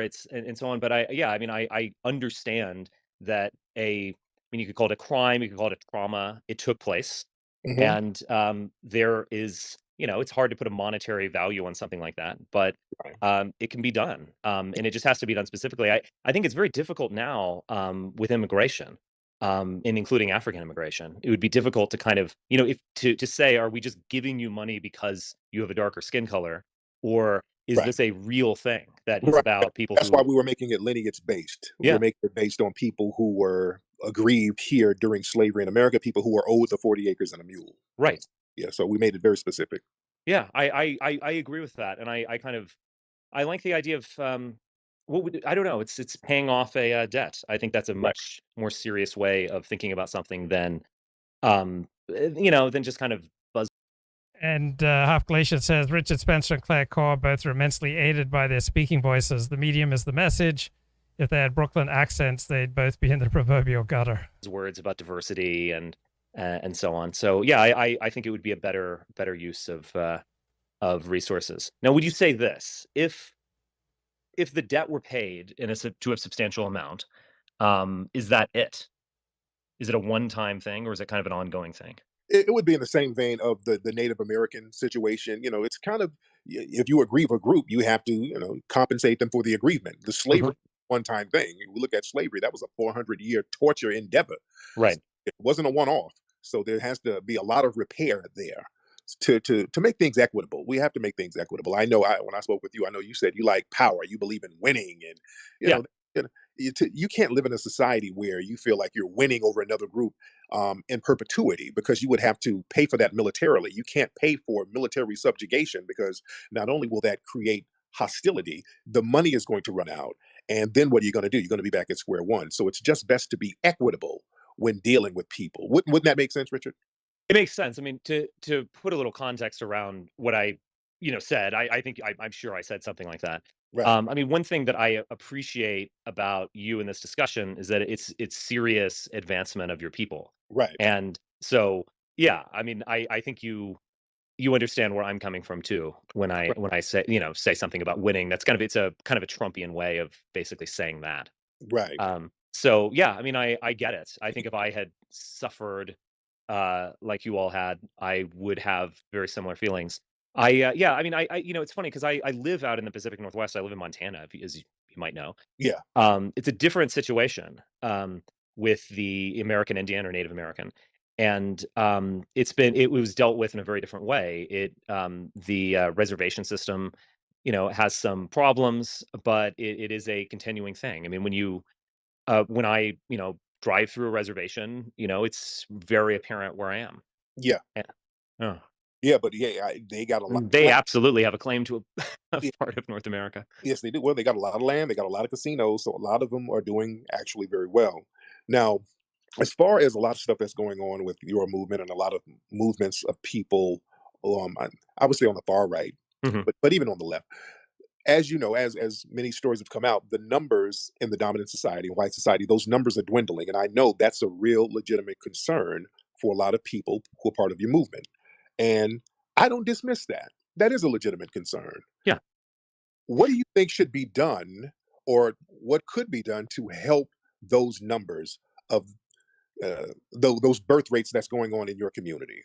What legitimate tactics do you guys have, or what would you wish to have in order to assist with your genetic lineage going? Because I think people deserve to have their genetic lineages go on. I'm not a person who's like, okay, yeah, the hell with your lineage. If you want your lineage going, there are things that can be done to protect that to a certain degree without systematic oppression. Right. What do you think would work in your eyes? Well, it's interesting because I mean, if we go back to the Trump era, fucking weekend if I have to. Like, this is never over. I win, they fucking lose. That's how the world fucking works. Little fucking kites. They get ruled by people like me. Little fucking octoroons. My ancestors fucking enslaved those pieces of fucking shit. I rule the fucking world. Those pieces of shit get ruled by people like me. They look up and see a face like mine looking down at them. That's how the fucking world works. We are gonna destroy this fucking... Do Black Lives matter to you? Do Black Lives matter to you? Do Black Lives matter, right, Karen? Fucking white piece of shit, you little fucking pussy-ass bitch! Oh, yeah? You wanna fucking go, Karen? No! No! Until Black Lives matter! Until Black Lives matter, no life matters! Black, white, yellow... That is not our fight! Until Black Lives means something to this country! No. No.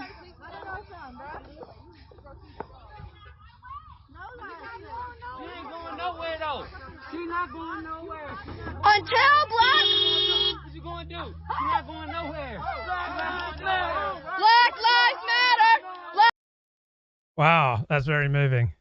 We want to pay homage to the memory of Ruth Bader Ginsburg. And we had actually, as fortuitous as it was, decided that our Haftarah was going to be one that we pre-recorded. And so in a moment, you're going to see the link to go find it online. And if you want to watch the traditional version of our Haftarah, you can, of course, go there rather than what we are about to do now. But what we are about to do is pay homage to a person that was a modern-day prophet. The goal of the Haftarah isn't just to add an extra section from Bible in. It is also, more than anything else, to acknowledge that there are people 2,000, 3,000 years ago who were speaking out for justice. And we are blessed to have prophets in our world today. Prophets like Martin Luther King, prophets like Gandhi, and yes, prophets like Ruth Bader Ginsburg. I know many of you feel broken over her death, for what she stood for what she did. And so the best way that we can honor her memory is to use her words. And so in a moment, we are going to chant the blessing before the Haftarah, page 247. And then I'll invite you to listen, as in the traditional melody of the Haftarah, we read a few key teachings, Ruth Bader Ginsburg's own words. Do Black Lives matter to you? Do Black Lives matter to you? Do Black Lives matter, right, Karen? Fucking white piece of shit, you little fucking pussy ass bitch! Oh yeah, you wanna fucking go, Karen? No! No! Until Black Lives matter! Until Black Lives matter, no life matters! Black, white, yellow. That is not our fight! Until Black Lives... Okay, sorry, let's get a little bit more here from The Richard. 2016 Trump, not the 2020 Trump. But the 2016 Trump, it was existential. And even notions like the wall, it was a kind of visual notion of we're going to protect white America effectively. Right. And I do think that's how it resonated. And, you know, actually as someone who's a black nationalist, you know, of a sort, that's probably Do Black Lives matter to you? Do Black Lives matter to you? Do Black Lives matter, right, Karen? Fucking white piece of shit, you little fucking pussy ass bitch! Oh yeah, you wanna fucking go, Karen? Nationalist, just somebody who's trying to empower the black Sure. community. I think it could resonate with your community as well. But you know, at the same time, even long before the Trump movement of 2016, I was relaying an important fact that is really that can't be disputed, and that is that white America is going to end regardless of a wall, regardless of a total immigration shutdown. I mean, the majority of births are to non-white mothers as of 2011. So we're well past that. And we even have this kind of, you know, terrible situation now of immigration is kind of petering out. You see. Okay, that's enough. Let's get some Kenneth Brown. In my video against Nick Fuentes, I brought up this point that conservatives, nationalists, right-wingers, all of whom I am opposed to politically. I'm not opposed to them personally. I don't want to destroy them or bring sadism upon them or dox them or beat them in elections, because I think, you know, the Democrat Party has a lot of the same ills. And not to get into that, but I do oppose them politically, and that needs to be clear. And if people don't understand that, they need to ask why. They need to ask themselves that when they're watching my videos. So the question was asked, if you critique other people's conception of political change, what is your conception? What is the mechanism of politics? If you don't believe that political change is random or chaotic or a product of the Kali Yuga or a product of entropy or a product of lowering IQs or a product of all these different things, like what do you think? If you don't think it's demographic decline, if you don't think it's the Jews, like what do you think? How did we get from the 1950s to the 1960s? How did we get from Obama opposing gay marriage to Trump supporting gay marriage? How do these changes happen? What are the mechanisms of politics? It's a very important question. I think it's a question we should always have in mind when we think about politics. We can't simply think about it in terms of what we want. You could sit around all day saying, I want money, I want money, I want money. But if you don't understand the mechanism of how to gain money, would listen, then you're lost. Then you're unhappy because you want something that you need, you feel deprived, you don't have it. Same thing, I want women, I want money, I want power, I want whatever you want in life. You want to feel satisfied, you want to feel happy. But if you don't understand the mechanism, then you'd be better off not wanting it at all. And if anything, the desire to know more, the desire to understand the mechanism should be taken seriously. So what is the mechanism of politics? What are the mechanisms of political dynamics? How and why do politics change? I would say the first, okay, let me preface this. There's two ways. We could start from the most fundamental and work our way to the most superficial, or we could start from the most superficial and move to the most fundamental. In this video, I'm going to start with the superficial. You could start with the fundamental. The reason I'm ordering this presentation in this way is because I believe that if I start off by saying, well, it's ultimately religious and philosophical and spiritual, people will simply not believe me. Because even if you call yourself a traditional Catholic or a Christian or whatever, I find that these people implicitly don't believe in that. I find that there are a lot of people who implicitly have a Calvinist, materialist, Newtonian concept of how history works, and they do not actually, they are not metaphysical, they are not spiritual, they are secular, they are materialist, and that makes sense because that's what they grew up with, and so they can change the label as a big, forget you, to the establishment to say, oh, I hate atheists, I hate the Antichrist, I'm a Christian now, but they still can't, they still view it as mystical, or they're incredulous about the idea that it's, politics ultimately reduces to religion and philosophy. And maybe you already do believe that, and if you do, then we can get there. I just want to give a preface for the people who are having trouble getting there. So we'll start with economics. We could say that all political change is reducible to economic change. We could say that during the feudal era, if you are a lord and you own 100 acres of land, and there are 1,000 peasants, serfs, who you, in a certain sense, own them as slaves. The vast majority of people have always been some sort of slave, either a wage slave, a serf slave, some form of slavery, some form of fealty. You can call that a soft form of slavery. I think it's a spectrum. I don't think there's this hard dividing black and white line. I don't think when we abolished slavery in America as a title that we abolished the quality of slavery. So if you're a lord with 100 acres and 1,000 people, and they're farming the land, what you want is you want as many people as possible to farm that land. Now, ultimately, for every plot of land, there is a carrying capacity. At the same time, there did exist mobility. If you were a serf and there was not enough land and too many people, you could leave. You could go somewhere else. Now, you wouldn't be free. You would still be under the fealty of whichever lord.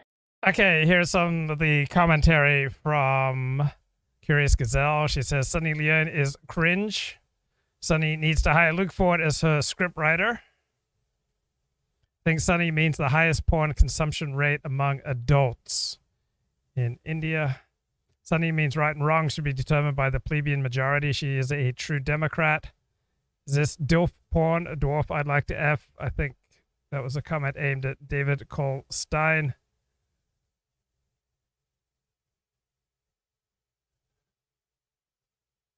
Just scrolling through. I believe David Cole Stein was in a theater production called Snowflake, Alt-Right, and the Two Jewish Dwarfs, starring Richard Spencer and Robert Reich. Thank you so much, Curious Gazelle, for your support of me and the show. Richard Spencer is running I can't say that, with the help of Tariq Nasheed, Chief Saucer. Any member of the alt-right with a black woman fetish, 50% of the proceeds go to Tariq Nasheed's nonprofit foundation. Disavow, or just satire, please. Profits or profit?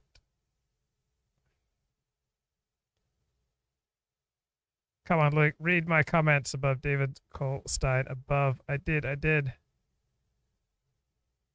Is this cock a change management consultant? This guy needs to quote Steve Bannon more directly if he wants clout. According to Bannon, we millennials are 19th century Russian serfs. Okay, I've been watching the excellent British TV show Fresh Meat. Just, wow. Boy, do they get edgy. Just want to play a few brief excerpts if I can get away with it. Happened to own the plot of land you lived on. Some peasants went into the woods and became foragers and gatherers and whatnot. Some people moved into the merchant class or learned a skilled trade, etc., etc. But ultimately, if you are a feudal lord, you want to maximize the number of people on your plot of land, because overpopulation in an agricultural economy is a problem which solves itself. Because you're not in a consumer economy. It's not like people are constantly buying.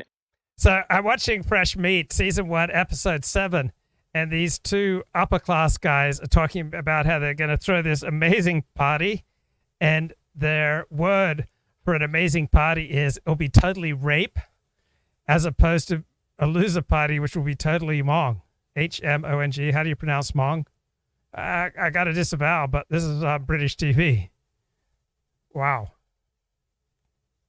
2K? What? As in, like, £2,000? Bespoke decor, we're going to get canapes. Yeah, it's going to be rape. Yeah, well, I mean... It's going to be rape, right? This is the great party. It's going to be rape. I don't think they would say that on American TV.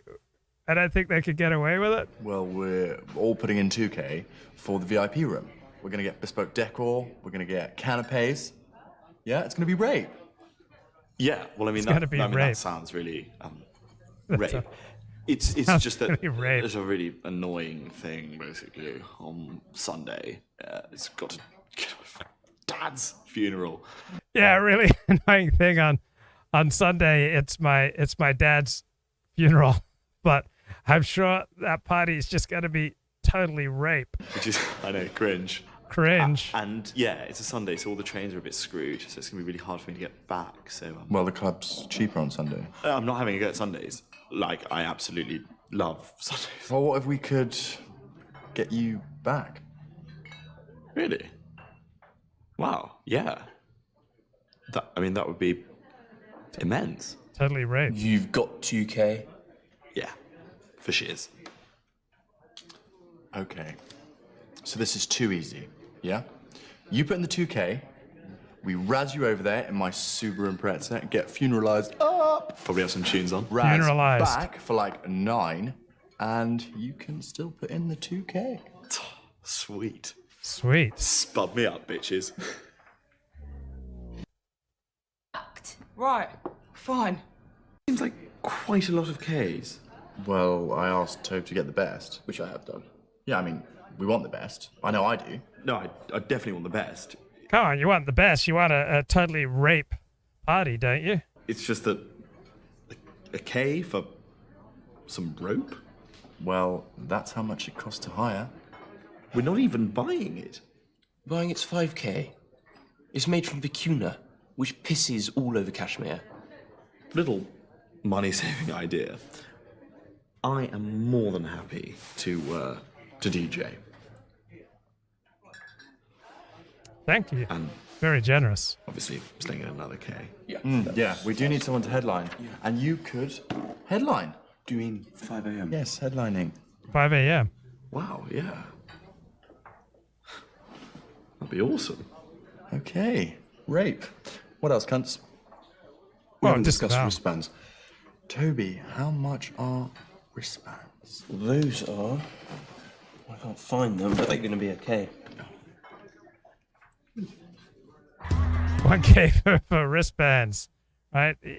To have a totally rape party, you've got to have high quality wristbands, right? You can't just try to be cheap about this. We want to have something high quality.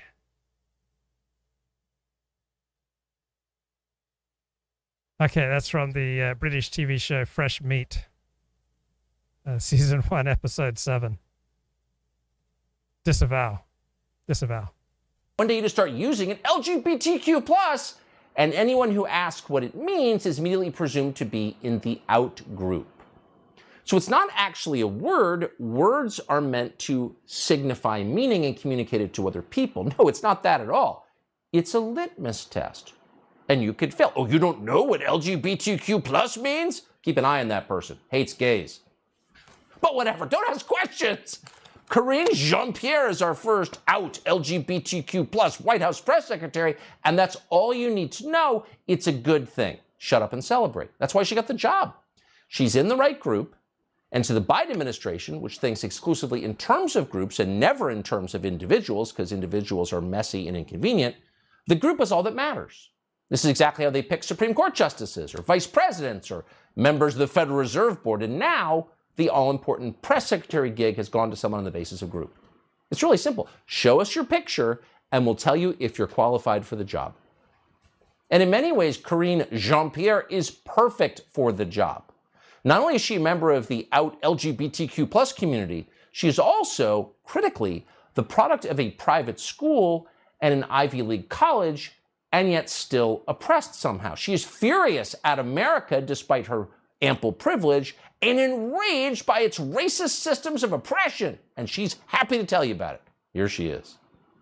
When he got elected, I think people thought we were in a post-racial America, and we were not. I think what we learned is that racism was very much real and still very much around.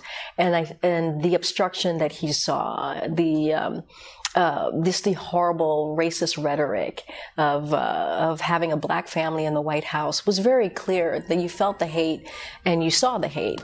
I just think that America has a big problem with race, and it's very real. Stop that.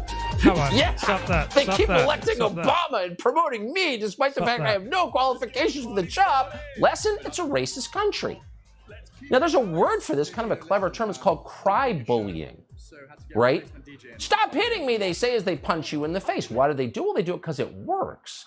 You whine about racism, and you get into the best schools, you get promoted, and eventually you run the federal government. And your presence atop the food chain is nothing if not evidence that the country is still racist. It has to be, or you can't justify your job. Kind of an amazing scam people like Karine Jean-Pierre have going. She's perfected it. She used to work for MSNBC. She knows the script cold. Here she is in 2020 yelling some more about racism. Now, if you imagine that COVID came from a lab in Wuhan, which, by the way, is true, then according to Karine Jean-Pierre, you're not a person trying to get to the truth. No. Can you guess what you are? You're racist. The easy pivot is race, is ethnicity. You say it's a foreign virus. I've noticed people tweeting Chinese coronavirus. That's what Tucker Carlson said. Amazing stroke When you play, look huh? at Fox News, Fox News was racist before coronavirus. They are racist. You're not going to be able to look Rafael at your Nadal. cream after this. Whoa. Who sent you that? JP. Whoa. I mean, it's Rafael Nadal's backhand. Nadal's backhand if he was in the final of Wankers. If he was in the final of the Wankers Wimbledon. Not going to be able to look at your strawberries and cream after this. Sent you that.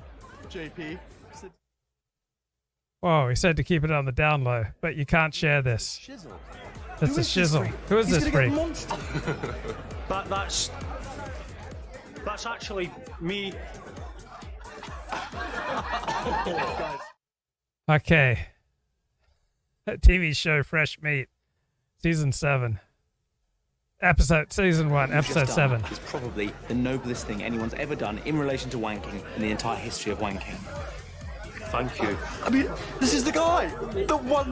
The noblest thing you've done in the history of wanking. The wonderful Wizard of Wank. The full Wizard of Wank. Look, so he wanks. So what?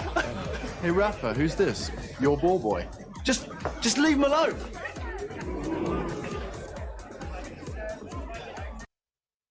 Oh, come on, man. Great stuff. Do Black Lives matter to you? Do Black Lives matter to you?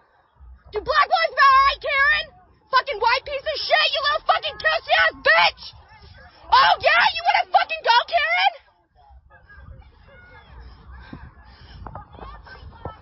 No! No! Until Black Lives matter! Until Black Lives matter, no life matters! Black, white, yellow... That is not our fight! Until Black Lives mean something to this country? No. No.